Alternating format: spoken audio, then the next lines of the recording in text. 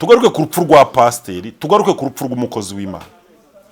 Uyu mugabo yabanjije guhagarikwa ngo amezi 3, agira ngo ni ibikino. Uyu mugabo aza gutumwaho rero, aragenda atumwaho ku cyicaro cy'ururembo hari igihundwe, aritaba. Agezeyo bamuhereza urwandiko rumubwira ko imirimo yakoreraga ADPR yo kuyobora itorero irangiye. Bamaje kumuhereza urwandiko, uyu mugabo ngo yananiwe kurubika mu gikapu. Bamaje kumuha urwandiko rw'uko atakira umupaso, yuko nyine yambuwe kuyobora, yuko bamaje kumuha urwandiko rumuhagarika, nta cyaha yakoze, nta cyaha cy'umutima, atanyweye inzoga, gusa bamuhaye urwandiko rw'uko kuba atarize atakemerewe kuyobora itorero. Yararufashe mu ntoki, amaje kurufata kurushyira mu gikapu, ruramunanira. Urwo rwandiko ngo yavuye hari igihundwe, murahazi mu mujyi, ava mu mujyi wa Gihundwe hariya Icyangugu, Irusizi, Ikamembe, ava mu mujyi wa Kamembe urwandiko rutwaye mu ntoki, kurubika byamunaniye, aragenda. Abazi ku nkombo uvuye Irusizi hariya hasi umanuka ujya ku Cyambu aho bambukira, aragenda agera ku Cyambu, arambuka, aragenda agera ku nkombo, aragenda agiwe. Ageze mu rugo urwandiko arufashe mu ntoki, aruhereza umugore. Umugore ararwakira, ararusoma, asanga umugabo we baramusezereye. Umugabo ngo yabwiye umugore ati mpa amazi mfite inyota. Amuhereza amazi, aranywa. Amajije kunywa, inyota yanga gushira. Amuhereza andi mazi, aranywa. Umugore avuga ko ngo yamuhaye akabuni ka litirizi 3. Ndagira ngo banyakubaho abashumba, bavugizi ba ADPR, bayobozi bakuru, mwumve neza amavugurura yanyu, ibintu harimo kugenda akorera abantu. Mungu Theogene yashyingurwaga byaramarira n'agahinda, dore ko urupfu rwe rwaturutse kubisa nuko yaramaze guhagarikwa mu itorero rya ADPR, nkuko bamwe umuryango we babiduhamiriza. Uyu munsi ubwo twakoraga urugendo rwacu twerekera aho yaratuye mu karere ka Rusizi, ni mu murenge wa Nkombo. Urugendo rutatworoheye cyane, dore ko bisaba gukoresha inzira zose zishoboka kugira ngo ugereyo. Tunyuriye ubutaka, ariko kandi nanone tukaza kurangira tunyuze n'iy'amazi kugira ngo tubashe kugira aho atuye. Ubwo twageraga mu rugo rwe twaganiriye n'umudamu we asigiye umuryango w'abana 17, barimo 12 bo mu nda babyaye, ndetse n'abandi bana 5 barera basizwe n'umubyeyi wari umaze kwitaba Imana, bakiyemeza kumurera mu buryo bw'ubuzima bamo bugoye cyane. Ariko se urupfu rwa Pastor Theogene byagenze gute? Yagiye ari muzima nta kibazo afite? Yagiye ari muzima, mu buzima bwe ataragira rwara n'ibindi bintu byo byose. Nta ndwara nimwe yigeze arwara ngo arware ibi birwara byaje n'ibindi. Ku munsi azana ibaruwa rwose ayizanye mu ntoki, niwo munsi yasajya amazi, arangije jage yose y'amazi arayirangiza, kubera ko yaremba nyine ntiwariko. Iyo wamuganirizaga ibintu byo mu murimo w'Imana ukamu. Yes, reka tuve aho turi twerekeze mu karere ka Rusizi, turenze ishyamba rya Nyungwe, niturangiza twambuke ikiyaga cya Kivu, tugere mu kirwa gihari cya Nkombo, mu rugo rw'umukozi w'Imana, umupastoro nyakwigendera, Imana imutuze aheza. Uyu mupastoro ni umwe mu bantu bakoreye Imana ariko waje gupfa urupfu rubabaje. Uyu mupastoro akaba yitwa Bizimungu Theogene. Pastor Bizimungu Theogene ntabwo yari umupastoro mukuru cyane, ariko numwe mu bantu bagize umuhamagaro wa gipastoro bakiri batoya, cyane cyane ko ubwo yasezererwaga mu mirimo ya gipastoro yari amaze imyaka igera muri 29 ari umushumba cyangwa se ari umuyobozi. mu itorero rya ADPR. Uyu mupasitoro yaje gupfa urupfu rubabaje ku buryo nuza kurwumva muri iki kiganiro ushobora kumva uhaze idini mu buryo bukomeye, aho umuntu ashobora gupfa yarakoreye idini kandi noneho agapfa yaratanze umusaruro mu buryo ntashyikirwa kandi urupfu uyu mugabo yapfuye rukomoka ku ibaruwa yahawe na Revera Pasiteri Ndayizeye Isayi. Iyi baruwa akaba yarayakiririye ku cyahoze ari ururembo rwa Gihundwe hariya mu mujyi wa Rusizi, hazwi nk'Icyangugu nyine nyirizina. Noneho yamara kwakira iyo baruwa akiyifata, ntabwo twavuga ngo yari irimo uburozi, ahubwo bitewe n'imyandikire y'iyo baruwa n'icyo yavugaga byahise bimuviramo uburwayi direct. Ubwo burwayi bwaje kumugeza ku rupfu mu gihe gitoya. Hari n'abandi benshi wenda dushobora kuza kuvuga, uyu niwe wapfuye, hari n'abandi bapfuye, hari abandi bari muri koma, hari abandi barebye mu rugo. Ndagira ngo mbwire ko kugeza kuri iyi saha hari abapasitoro baba baryamye mu buriri no kubyuka batabishobora. Wenda tuzajya tugerageza kubasura nibikunda. Hari n'abanga kuvuga. Iki kintu cyabaye mu itorero rya ADPR cyabaye impanuka iteye ubwoba, cyangwa se cyakururiye akaga abantu bitwa abapasitoro ku gipimo kinini cyane kandi gikomeye. Mu buhamya umugore we atanga, ndavuga ubwo umupfakazi cyangwa se umugore wa nyakwigendera, uyu mugabo ni umwe mu bantu bitangiye itorero. Ubuhamya bwe ni ubuhamya ntashyikirwa kuko yubatse insengero, yavuze ubutumwa hariya ku Nkombo, murahazi, ni ahantu hari haragiye hasigara inyuma mu majyambere, kuko uyu mugabo yabaye pasitoro hagana nko muri za 90 ngira ngo wenda na 7 mo hagati aho ngaho. Muri biriya bihe byose ni ibihe twavuga yuko hariya hari hakiri inyuma, kugeza ubwo ajyaga ajya kuvuga ubutumwa mu birwa atabona n'ubwato bumwambutsa, agakuramo imyenda ye akayihambira ku mutwe, akoga ikiyaga cya Kivu, yamara gukuka akagenda akambara akavuga ubutumwa, yarangira akongera agasubizamo imyenda, akongera agakuramo imyenda akayihambira ku mutwe, akoga yambaye agakabutura k'imbere, akongera agasubira iwe mu rugo. Ntabwo yigeze abona umwanya wo kwita ku rugo rwe ngo agire umwanya wo kubakira umuryango no kuwukungahaza, ahubwo ibihe bye byose yabishyize mu itorero, kuko yumvaga wenda nirimara gukomera rikigira imbere nawe rishobora kuzamutunga rikamusazisha neza.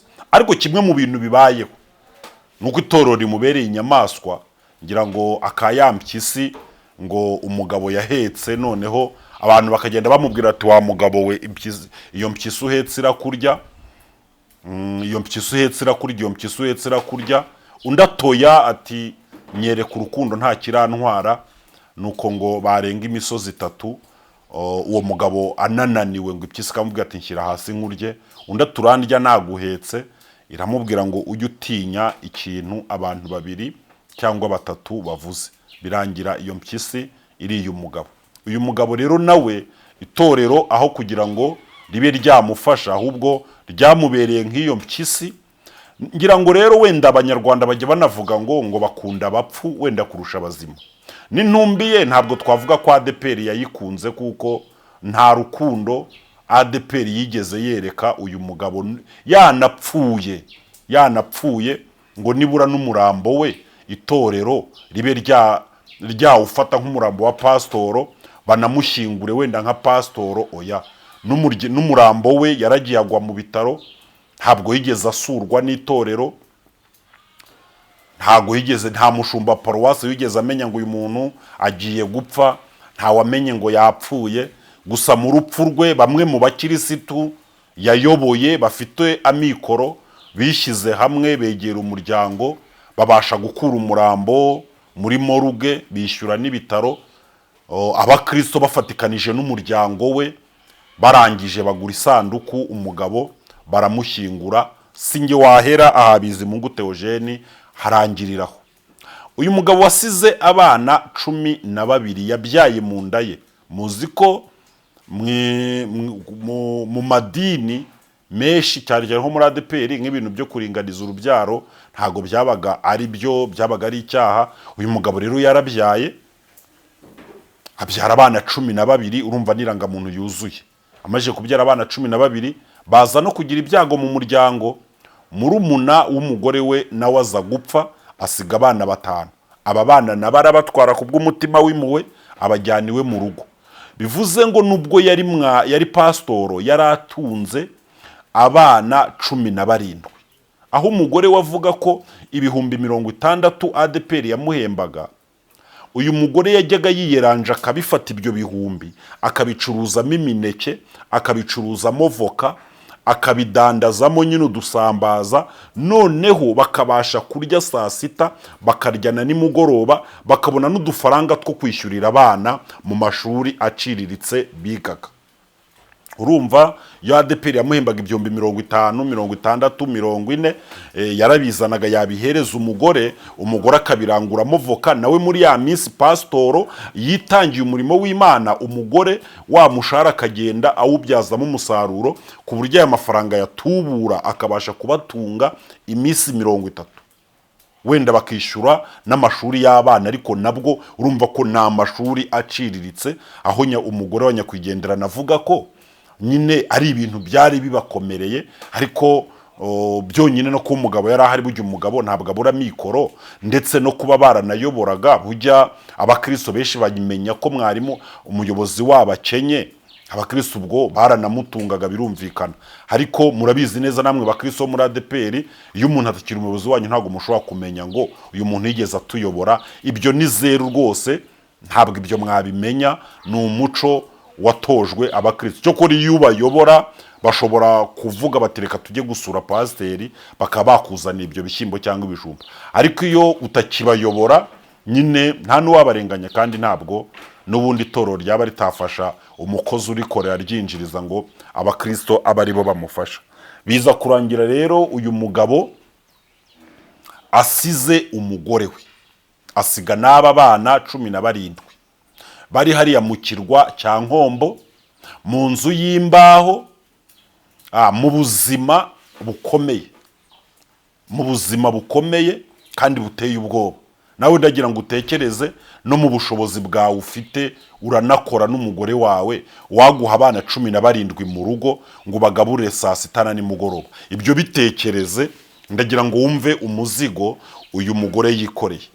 Uyu mugore ntabwo wenda ikimubabaza cyane ari uko umugabo we yapfuye, kuko urupfu rubaho. Nta nubwo ari nawe mupfakazi uriho wenyine hariya ku Nkombo, si nawe mupfakazi mu Rwanda, si nawe mupfakazi muri Afurika, si nawe mupfakazi wenyine ku isi.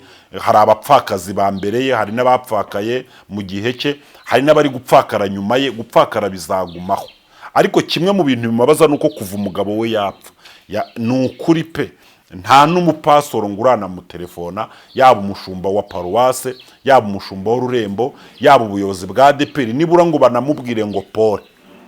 Icya kabiri aravuga ati ntabwo n'umugabo wanjye yigeze abona nibura nimperekeza, niyo byaba n'ibyo bihumbi 5 ngo mbiguremo isukari, menye ngo nimperekeze hawo umugabo wanjye, noneho tumenye ngo yakoreye ADPR.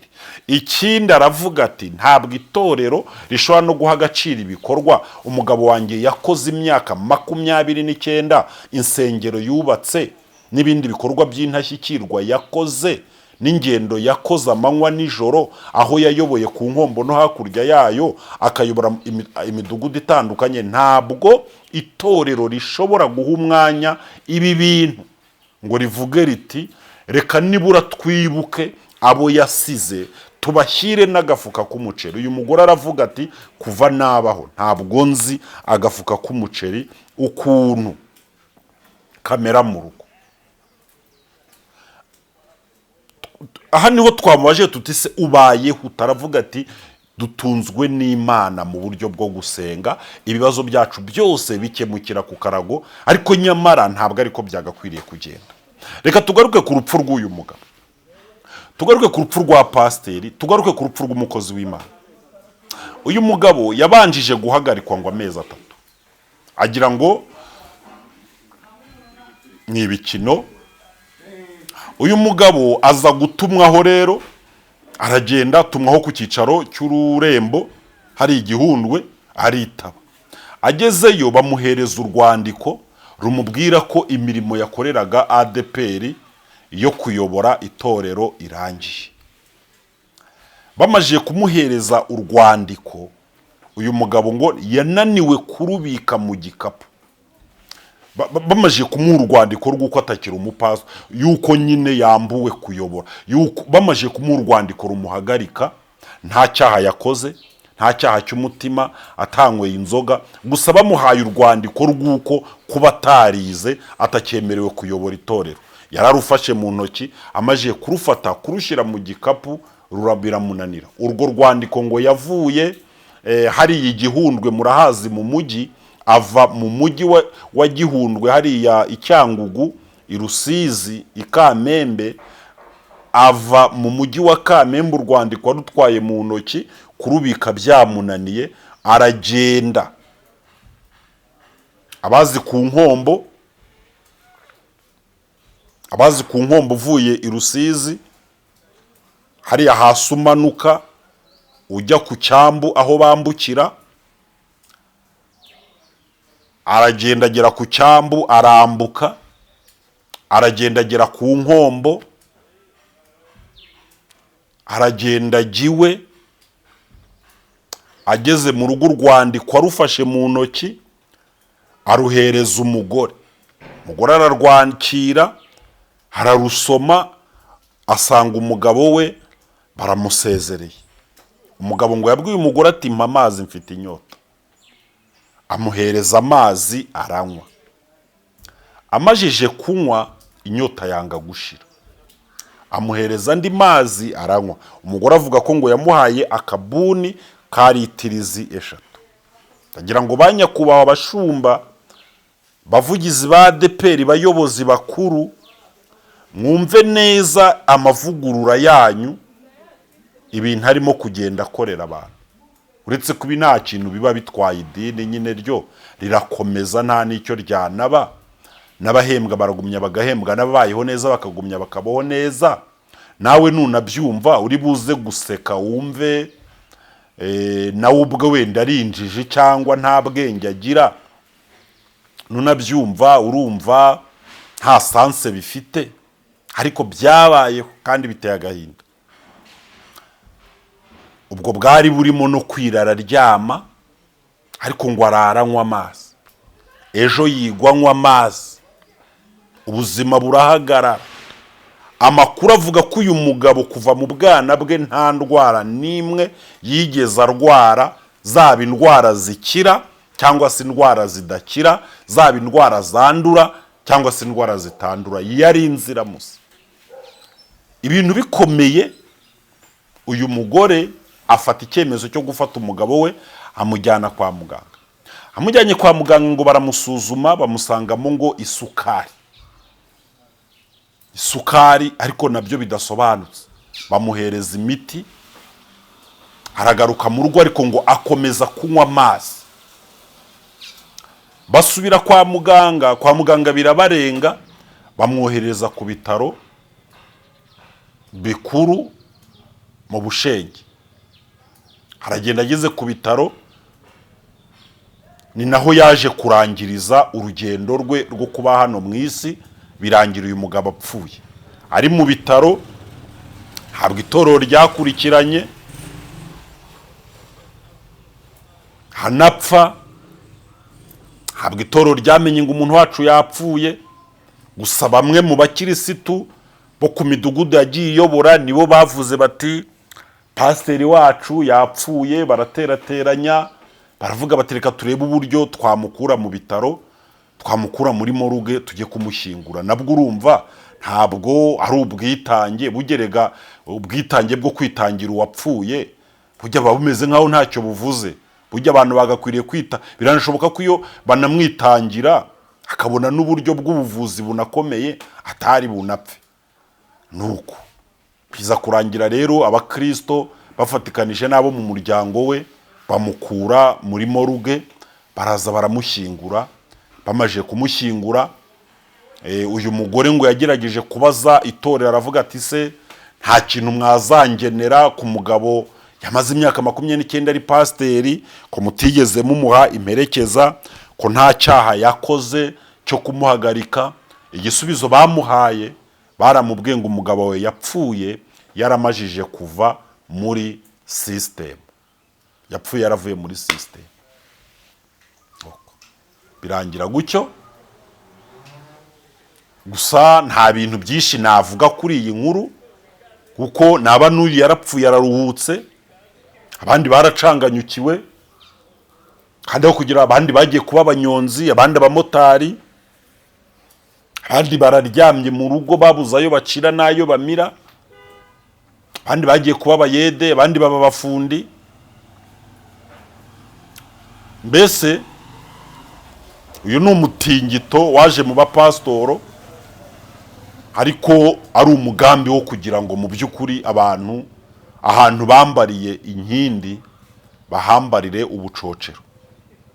Hari abavuga ko ari umugambi w'Imana, abandi bakavuga ko hari umugambi wa Satani. Sinzi uko yewe ubyumva, ariko ngewe uko ndi kugenda ndabona ibintu biri kugenda bihindura isura. Reka nanarekera ahangaha ikiganiro. Ukeneye nimero y'uwo mumama kugira ngo ube wamufasha, ushobora kumpamagara nimero nkayiguha. Ariko uyu mubyeyi sinawe gusa, aba bagabo bahoze ari abashumba babayobeye bakabigisha, mubafashe kandi mubabe hafi. Niba udafite n'icyo ubaho basengere, kuko kimwe mu bihugu bifite abantu bakozi b'Imana bababaye harimo n'iki gihugu cyacu, kuko kirimo abapastor navuga butumwa benshi. Isi igiye kubona mu gihe Imana itagira icyo ibakorera. Nge nitwa Sibomana, Mugabane TV, muzokora subscribe, mukande like. Ibiganiro byacu nakagaruka. Bye bye.